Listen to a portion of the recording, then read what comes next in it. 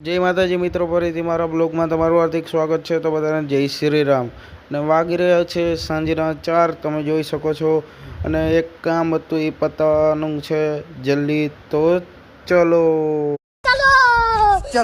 તો મિત્રો હું નીકળી ગયો છું, પછી એક જે કામ હતું એ પતાવવા માટે તમે જોઈ શકો છો।